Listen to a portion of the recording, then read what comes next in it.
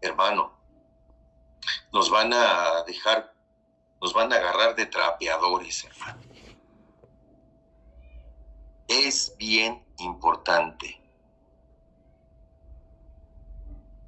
¿Y cuál es la espada? Es la palabra de Dios. Es decir, es el rema de Dios que nos ayuda a atacar en las tinieblas. Si no tenemos pulgar derecho, no podemos empuñar una espada. Y ayer nos lo decía Pastora Rosy, acuérdense de los textos. La Biblia dice esto, escrito está, escrito está, escrito está. Solo con el escrito está vamos a poder vencer. Pero si no leemos la escritura, si no tenemos la costumbre, la buena costumbre de leer la escritura, nos van a zarandear en las batallas. O tomas como hábito leer la Biblia, o mejor te bajas del altar. Y no estoy hablando solo a los hermanos de la alabanza, también a los hermanos de artes. También. Lázaro estaba vendado, escucha, cuando el Señor Jesús lo resucitó, pero después le dijo a sus siervos que lo atendieran para quitarle las vendas. Estaba inutilizado. Eliseo, por ejemplo, también envió a su siervo para que Naamán fuera limpio de la lepra. Esto nos habla de la delegación de autoridad, es decir, es responsabilidad del líder, pero la gente a la que nosotros lideramos tiene que estar igual de capacitada y sobre todo en obediencia.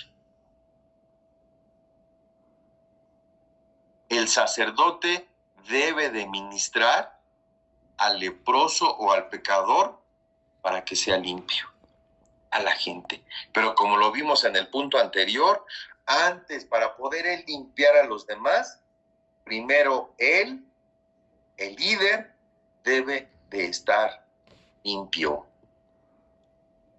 Si no, ¿cómo podemos limpiar a alguien siendo primeros que estamos sucios y a veces más sucios como los líderes? Con el hecho de tocarlos, los vamos a ensuciar más todavía. Ok, punto número 3. La confrontación de poderes. Éxodo capítulo 8, verso 19. Entonces los magos dijeron a Faraón, este es el dedo de Dios, pero el corazón de Faraón se endureció y no los escuchó tal como el Señor había dicho. Aarón y Moisés, escucha, iban juntos a enfrentar a los magos de Egipto. Hubo una confrontación de poderes. Aarón y Moisés tiraron su vara y se convirtió en serpiente. Pero Janes y Jambres hicieron lo mismo. Sin embargo, la vara de Dios fue la que prevaleció y venció a las serpientes malignas. Es decir, aguas, porque también hay imitación en lo que nosotros hacemos. Puede haber imitación. Tengamos mucho cuidado con eso, con la imitación. Dame un segundo.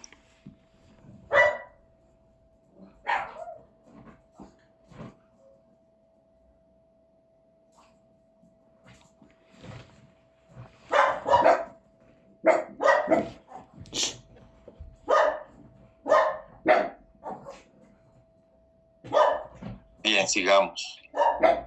Segunda de Timoteo 3:8. Y así como Janes y Jambres se opusieron a Moisés, de la misma manera estos también se oponen a la verdad, hombres de mente depravada, reprobados en lo que respecta a la fe.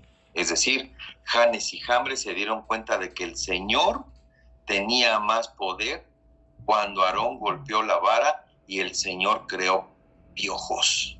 Los hechiceros no pudieron hacer nada.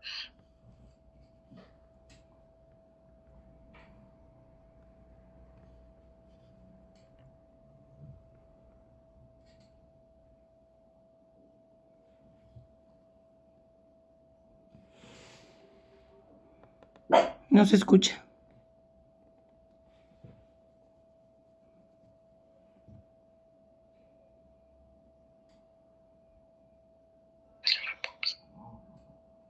Al parecer muteó su micrófono.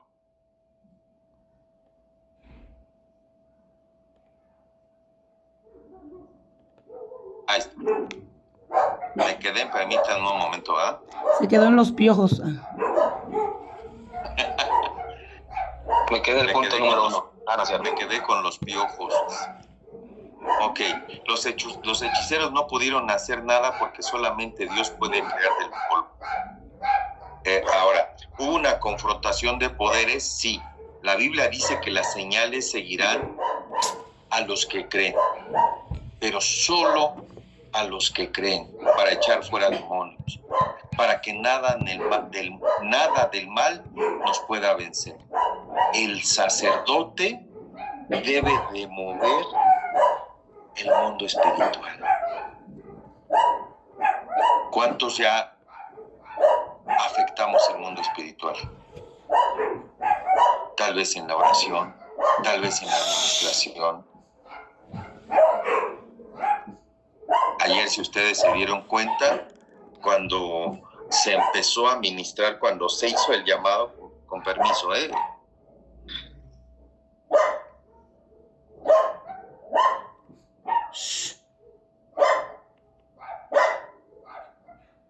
Espérenme que los chinos se me alborotan. Ayer se dieron cuenta ustedes, cuando se comenzó a ministrar, cuando se hizo el llamado para arrepentimiento, y yo no me había dado cuenta. Mi hermano Isaac fue el que me dijo. Había una persona que empezó a, pues creo yo que a liberarse, ¿no? Porque empezó a vomitar ahí enfrente.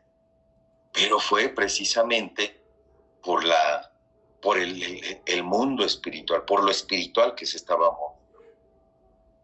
Y obviamente, pues, no sé si ustedes lo vieron, lo sintieron, lo percibieron con la sensibilidad que deben de tener, que el mover espiritual estuvo canijo ahí en esos momentos. Pero el sacerdote, y no nada más los líderes, el sacerdote debe de tener una influencia en el mundo espiritual. La Biblia dice que si creemos, tenemos poder para vencer en las confrontaciones espirituales. Si creemos. ¿Amén? Ok, sigamos. Punto número 4. La liberación a través de la música. Salmo 144:1. Dice: bendito sea el Señor, mi roca, que adiestra mis manos para la guerra y mis dedos para la batalla. Escucha, David no era un sacerdote levítico. Él era de la tribu de Judá, pero él hacía altares y movía lo espiritual, porque conocía el sacerdocio, el de Melquisedec. David puso la leña y encendió el fuego. En una oportunidad, David necesitaba tomar una decisión porque se habían llevado a sus mujeres y a sus niños. Lo primero que hizo fue ir a buscar el efod, el Urim y el Tumim, para tomar una decisión basada, para tomar una decisión basada en lo que el Señor decía. Es decir, David siempre consultaba al Señor. ¿Para qué era el Urim y el Tumim? ¿Qué era el Urim y el Tumim?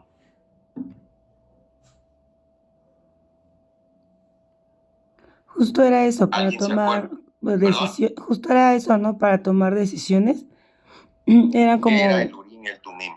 Eran como dados, algo así, que se arrojaban para saber cuál era el decreto que Dios quería. El Urim y el Tumim eran unas piedras. Las utilizaba el sumo sacerdote. Era parte del vestimenta. En este caso, Ajá. Para asuntos importantes para la nación. Exacto. Eran unas piedras que se llevaban en el pectoral del sacerdote y se utilizaban en un tipo no de adivinación, sino para saber la voluntad de Dios o para recibir las revelaciones divinas. Eso era el Urim y el Tumim. Entonces, para tomar una decisión basada en lo que decía el Señor. Pero ¿cuántos de nosotros tenemos la mala costumbre de ni siquiera consultar al Señor? Y eso es bien importante justamente hoy en día, hermano, es muy importante justamente para tener la guianza. Hoy tenemos al Espíritu Santo. Él, dice la Biblia, que Él nos guiará a toda verdad y a toda justicia. David también movió lo espiritual cuando tocaba el arpa mientras Saúl estaba afectado por espíritus inmundos. La iglesia debe llegar al nivel de restaurar el tabernáculo de David al tocar las cuerdas del arpa, es decir, debe de haber liberación. Es una liberación de etiqueta, es una limpia, es una limpieza, es una liberación, escucha, a través de la música. Proverbios 2:11 dice que la correcta iniciativa te salvará. Todo lo que hagamos en el reino de Dios debe ser para la edificación de la iglesia.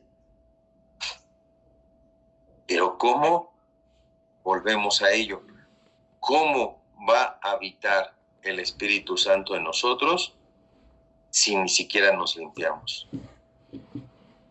Si no consideramos la limpieza principal, si no consideramos la limpieza inicial. ¿Cómo? ¿Alguien puede buscarme el texto ese donde limpian la casa y el demonio se va a dar una vuelta? ¿Alguien me lo puede buscar y leer, por favor?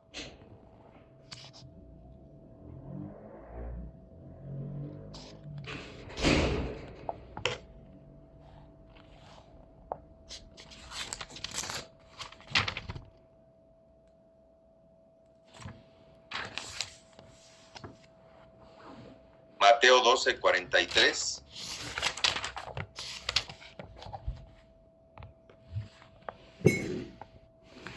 Dice, cuando el espíritu inmundo sale del hombre, anda por lugares secos, buscando reposo y no lo halla. Entonces dice, volveré a mi casa de donde salí, y cuando llega, la halla desocupada, barrida y adornada. Entonces va y toma consigo otros 7 espíritus peores que él, y entrando, moran allí. Y el postrer estado de aquel hombre viene a ser peor que el primero. Así también acontecerá a esta mala generación. Es correcto. Entonces, volvemos a la limpieza. ¿Cómo podemos darle habitación al Espíritu Santo si nuestra casa está sucia? Ahora, vienen, nos limpia, nos ministran, nos liberan, que por cierto, yo no sé por qué les da tanto miedo pasar a administración, pasar a consejería, pasar a liberación si es necesario. Yo no sé si es por el bien de cada uno, si es por el bien de nosotros. A nadie más le van a pedir cuentas. Hermano, es que me da pena que se enteren de cosas que a nadie le he dicho. Pues es mejor que se enteren. Para que Dios te libere, para que Dios te limpie, para que limpies tus ropas. Porque dicho sea de paso, así, con esos pecados ocultos que tenemos, sabiendo que tenemos pecados ocultos, no podemos estar ministrando delante de la presencia de Dios. No podemos, porque volvemos al primer punto y al segundo punto. La limpieza es importante y esencial. El pecado, acuérdate, te puede desarmar. El pecado le puede dar legalidad al enemigo para zarandearte. para sacudirte. Entonces es bien importante, es de suma importancia que pasemos a limpiarnos. Si tienes duda, ay hermano, es que yo no sé, no me acuerdo si tengo si tengo algún pecado, si cometí algún... Mira, si tienes duda, mejor pasa, mejor. Yo solo he visto a un hermano, aún con todo el respeto y con el cariño que les tengo de verdad, que los amo mucho, yo solo he visto a un hermano de la alabanza, si no cada culto, sí, por lo menos yo lo he visto varias veces, que va a la oficina para que oren por él antes de ministrar. ¿Y qué pasa con los demás? ¿Qué pasa? Hermano, pero es que oramos antes de que comience el culto. Sí, pero repito, hay pecados que necesitamos ayuda para que puedan ser limpiados. Hay pecados que necesitamos que nos ayudan. Hay cosas de las cuales nos tenemos que limpiar. Hemos abierto puertas tal vez muchas veces a situaciones o con situaciones que a nosotros nos parecen insignificantes y le hemos dado la autoridad al enemigo para que esté ahí. La Biblia dice claramente, el pecado está a la puerta. Hace rato lo platicaba con mi esposa y decía, el pecado siempre va a estar a la puerta.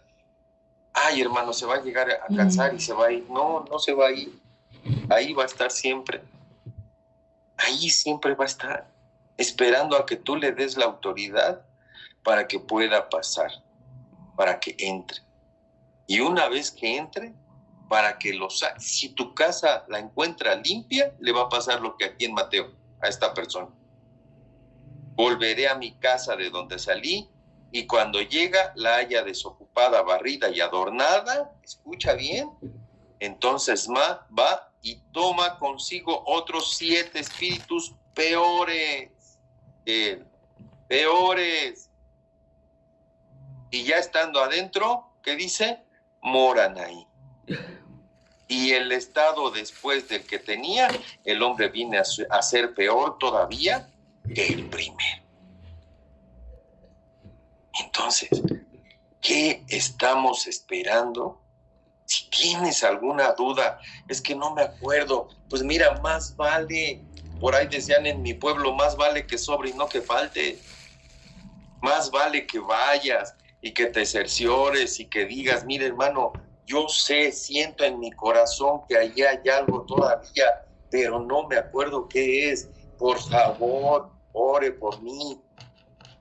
Ore por mí, hermano, oren por mí, hermanos. El Señor, yo estoy seguro que el Espíritu Santo les va a revelar a los hermanos de administración qué es lo que hay ahí y te van a limpiar. Te van a limpiar.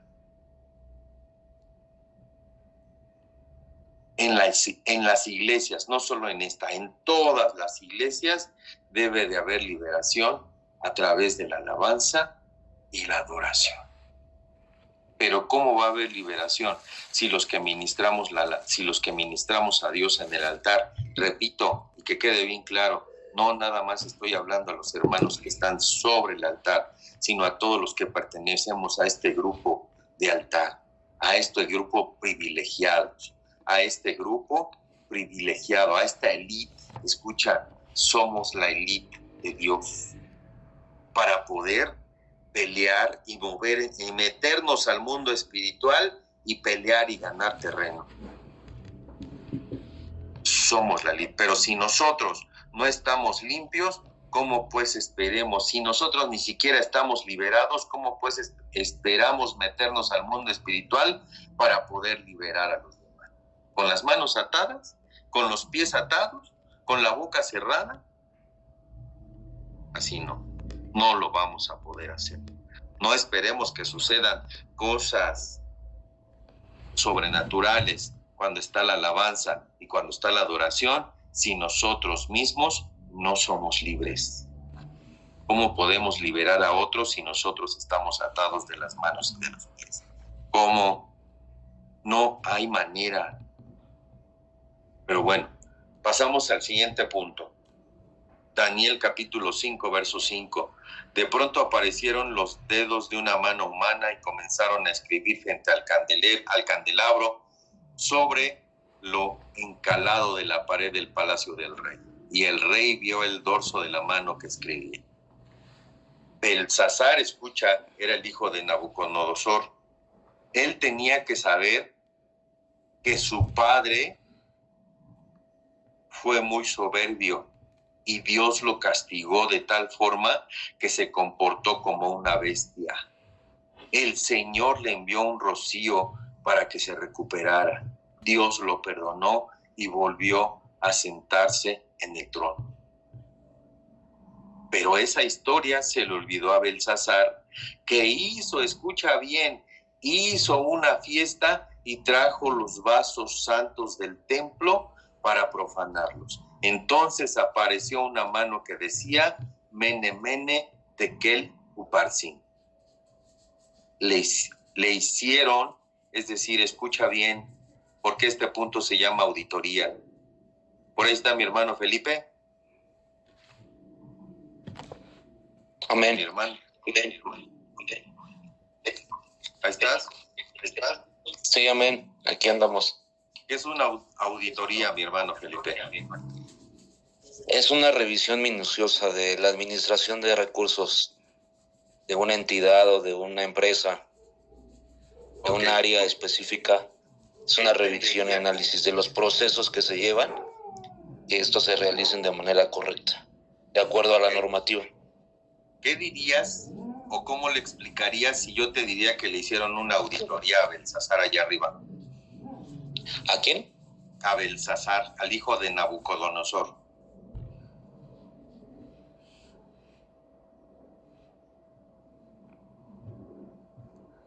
¿Al hijo de Nabucodonosor? Sí, que le ¿Al hicieron rey? una auditoría. ¿Que le hicieron o que le hicieron? Que le hicieron una auditoría de vida a Belsasar. Por eso dice que apareció una mano y le dijeron, Mene, Mene, Tekel, Uparsin. Sí, que te hemos hallado Que le hicieron un estudio minucioso, que lo revisaron. Sí. Lo hallaron falto. Exactamente, le hicieron una auditoría al canijo Belsasar. Sí. Dios tiene cuidado hasta de contar nuestros cabellos, hermano. Amén. Dios contabilizó el reino de Belsasar, lo pesó y fue hallado falto. Este rey tenía mucho y se quedó sin nada. Lo fue vencido por el rey Darío. Belsasar corrompió los vasos consagrados. Ese fue su pecado. Fue auditado por el Señor y no pasó esa auditoría espiritual. Hermano, ¿qué quiere decir esto? ¿Cómo lo puedo aplicar esto hoy, hermano? Tú eres un vaso del tabernáculo. Tú eres un vaso, un utensilio del templo de Dios. Tú eres. Hay hermanos candeleros, hay hermanos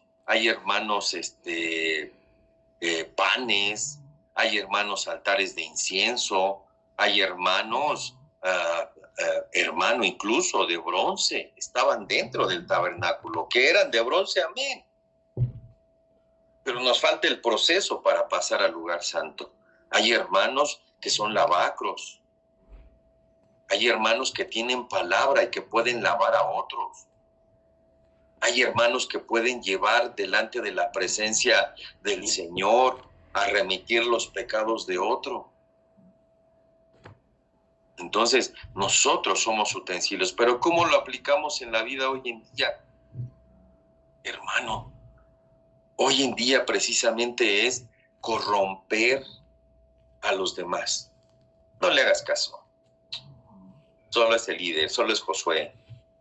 Es mi cuatanais. No le hagas caso a la hermana Karen. Ay, la hermana tiene un corazón bien blandito y nos va a dar chance. el Ángela es mi amiga. No. Sarita sí nos da chance. El Rafa, el Héctor nos van a dar chance. El hermano Isaac. O sea, no, hermano, no. No dejemos que nos venga una auditoría si nosotros conocemos, hermanos líderes, cómo está la vida de cada uno de los que nos pusieron enfrente, y aún así dejamos que ministre. A nosotros nos van a pedir cuentas, pero lamentablemente a la gente que no la dejas danzar por alguna circunstancia, a veces deja de ir, se duele, pero no se pone a pensar que es por su bien lo que se está haciendo, porque volvemos a lo mismo. Si nosotros no decimos nada de lo que la condición en la que vamos, al que le van a hacer la auditoría es a uno mismo. Y si nos hayan faltos, hermano, puede venir un juicio sobre nosotros. Belsasar vio que la mano de Dios estaba auditando, pero lo miró alumbrado por el candelero. Es decir, hubo una auditoría espiritual donde no fue aprobado, hermano. Antes de que el Señor nos diga que no somos aprobados, necesitamos limpiarnos, necesitamos sacar todo aquello que nos estorba, que nos impide estar en santidad, mantenernos en santidad. El candelero, escucha bien, el candelero fue hecho de una sola pieza de oro, fue hecho a martillazos. La luz del candelero hizo que se viera la escritura en la pared. Nadie podía leerlo hasta que llegó Daniel como profeta a dar una interpretación de esa auditoría espiritual. ¿Qué quiere decir? Que el candelero era un instrumento, o es un instrumento del lugar santo. Nosotros como sacerdotes que podemos entrar al lugar santo debemos de ser de una sola pieza. Perdóneme con todo respeto, no debemos de ser hipócritas. No podemos presentarnos en el templo y comportarnos como hijos de Dios y afuera comportarnos como hijos del otro. No debemos. La administración sacerdotal viene para auditarnos. Y qué mejor ahorita, todavía es tiempo, el Señor todavía no viene, el Señor ya está a las puertas, sí, pero todavía no viene. Todavía es tiempo de que nos limpiemos, de que entremos, de que vayamos, de que hay pecados que no podemos nada más con una sola oración y Dios nos perdona. El Señor es misericordioso, amén, clemente, pero ¿por qué dice lento para la ira y grande en misericordia? No dice que no se molesta, dice que es lento, se tarda más. Pero si nosotros insistimos en ministrar sucios, con nuestras vestiduras sucias y en pecado, a lo mejor va a tardar, sí, pero se va a irar el Señor contra nosotros. Vamos al punto número 6, para ir terminando. Juan capítulo 8, verso 6, dice, decían esto, probándole para tener de qué acusarle, pero Jesús se inclinó y con el dedo escribía en la tierra. El Señor Jesús escribió en la tierra. El Padre, escucha, escribió en las tablas de la ley. ¿Y el Espíritu Santo dónde escribe?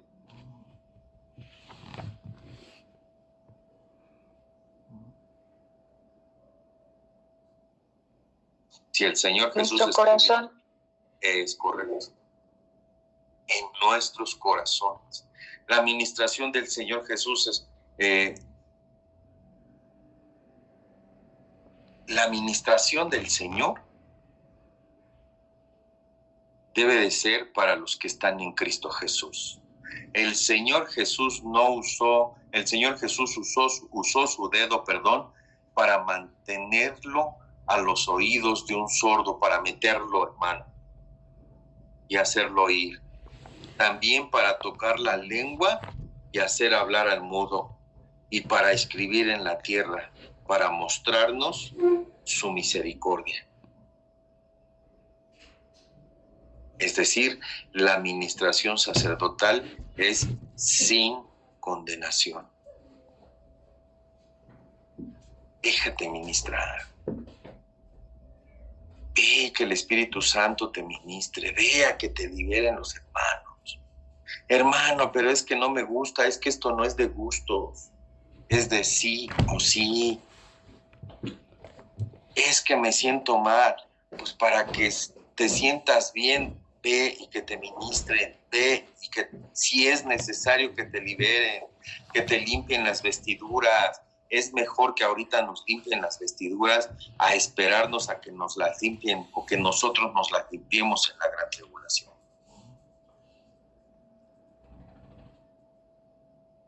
Vayamos al último punto ya para terminar. Lucas capítulo 16, verso 24 dice, y gritando dijo, Padre Abraham, ten misericordia de mí y envía a Lázaro para que moje la punta de su dedo en agua y refresque mi lengua, pues estoy en agonía en esta llama. En este pasaje estaban hablando almas. El rico estaba gritando sin cuerpo, su alma estaba gritando, llamando a Abraham. Note que cuando alguien se muere, su vida continúa. Ahí el rico podía gritar, escucha, y recordar a Lázaro. Él estaba en una agonía, en una llama. Esto no es una parábola porque se dan nombres como Lázaro y Abraham. Es Jesús contando una historia, no una parábola. El rico no pidió un montón de agua, pidió que le pusieran la punta de su dedo en agua. Eso es una ministración sacerdotal. El rico, escucha, hizo una petición tardía. Él supo aquí en la tierra de la administración sacerdotal, pero no la buscó estando vivo. Quiso obtenerla, pero ya había muerto. El rico tuvo una petición tardía, algo que no pidió estando en vida. Todavía nosotros estamos a tiempo. Todavía podemos nosotros pedir una ministración para que podamos lavar nuestras vestiduras aquí en la tierra. Exacto, mi hermana Leslie. Nosotros debemos de quitarle la autoridad al enemigo sobre nuestras vidas. Porque le damos autoridad con nuestra insujeción, con nuestros engaños, con nuestras mentiras, infinidad de pecados, hermano, que para nosotros a lo mejor se nos puede hacer cotidiano, algo sencillo. Hoy lo hago y mañana me arrepiento. No es así. No es así. Nosotros como gente de altar, como sacerdotes, necesitamos estar limpios para poder presentar ante Dios un buen sacrificio a nuestro Señor. Para nosotros poder ministrarle al pueblo la presencia de Dios. Pero cuidado, si nosotros estando sucios, hermano, puede venir sobre nosotros, amado, un juicio de parte de Dios. Amén. Amén. Muy bien, hermanos. Hasta aquí vamos a dejarle. Perdónenme, ya nos pasamos unos minutos. Vamos a dejarle hasta aquí. Vamos a considerar, de verdad, no echen en saco roto las enseñanzas. Si tienen oportunidad, que deberían de tomar nota para que le den una repasada, para que puedan ustedes volver a leer esas notas y poder nosotros llevar una vida plena delante de Dios, sobre todo una vida de sacerdote. Amén. Amén. Angie.